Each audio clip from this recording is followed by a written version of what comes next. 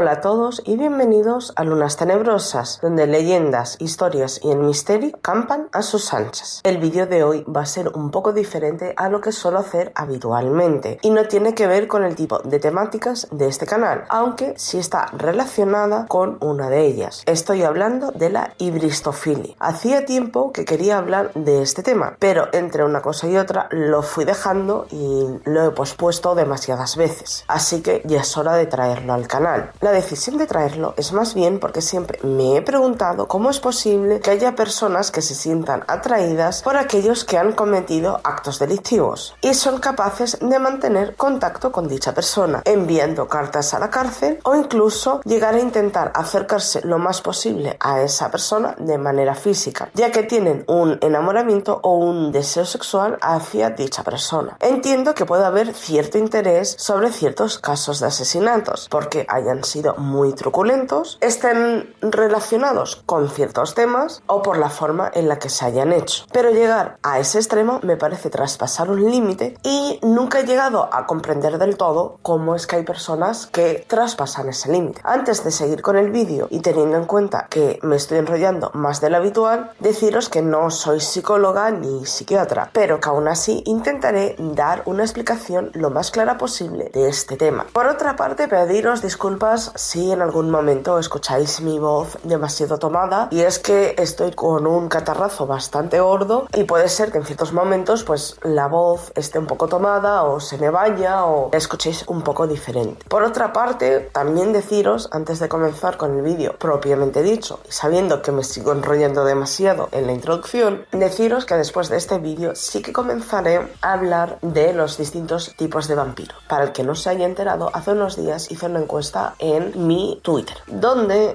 pues preguntaba si a la gente le gustaría que estuviera hablando de los distintos tipos de vampiros que hay según la mitología de cada zona. Y en su mayoría a la gente le pareció interesante que pudiera hacer este tipo de vídeos. Así que lo que haré en un principio será varios vídeos explicando cada uno de los tipos y luego posteriormente haré un vídeo resumen con todos ellos. Espero que este vídeo os guste. Si es así, dad un me gusta, comentad lo que os ha parecido y si os gusta el canal, suscribiros. Dicho todo esto, comencemos. La hibristofilia es un fenómeno psicológico complejo que estaría dentro de las parafilias, en el que una persona siente una atracción sexual o romántica hacia individuos que han cometido actos delictivos o comportamientos socialmente inaceptables, particularmente aquellos de naturaleza violenta o criminal, y que pueden tener varios grados, que van desde el mero deseo sexual momentáneo hasta un amor romántico permanente. El término fue definido inicialmente en 1966 por el doctor John Money y deriva de la palabra griega hubrisein, que significa atentar contra alguien, que a su vez deriva de hibris y filo, lo que significa tener afinidad o preferencia por. Esta atracción surge de una variedad de motivaciones psicológicas que pueden incluir una fascinación por el poder, la peligrosidad o la transgresión de normas sociales, aunque no está del todo claro muy bien cómo desde una perspectiva psicológica la hibristofilia está relacionada con una serie de factores, tales como la búsqueda de emociones intensas, el deseo de dominación o sumisión, la fantasía de redención o la transformación del individuo delincuente, o incluso la identificación con el comportamiento delictivo como una forma de rebelión contra las normas sociales, percibidas como opresivas o restrictivas. Los perfiles narcisistas y psicópatas han tenido siempre un notable poder de atracción. Es una realidad que va en contra de los principios de las personas y precisamente por ello las atrae. Muchos criminales conocidos, particularmente aquellos que han cometido crímenes atroces, reciben correos por parte de admiradores en prisión con sentido amoroso o sexual, probablemente como resultado de este fenómeno. En algunos casos, los admiradores de estos criminales se han llegado a casar con ellos en prisión. Y aunque la hibristofilia no se puede considerar un trastorno mental, sino más bien una preferencia sexual no normativa, sin embargo, como en otras parafilias, se considera un trastorno cuando solo puede lograrse el placer sexual y el orgasmo en situaciones y personas como estas, destacando así que la hibristofilia puede presentar riesgos significativos para la persona que lo experimenta si se lleva al extremo, ya que lleva a tener relaciones disfuncionales o incluso peligrosas con individuos que representan una amenaza para para la seguridad y el bienestar emocional. Esto significa que la hibristofilia puede llegar a ser potencialmente letal, entre otras parafilias como la asfixiofilia y la crematistofilia. Ha habido mucha especulación alrededor de las posibles causas de la hibristofilia. La atracción por personas tóxicas surge de una combinación de varios factores psicológicos, emocionales y sociales bastante complejos, siendo algunas causas de esta atracción las siguientes: patrones de apego disfuncionales.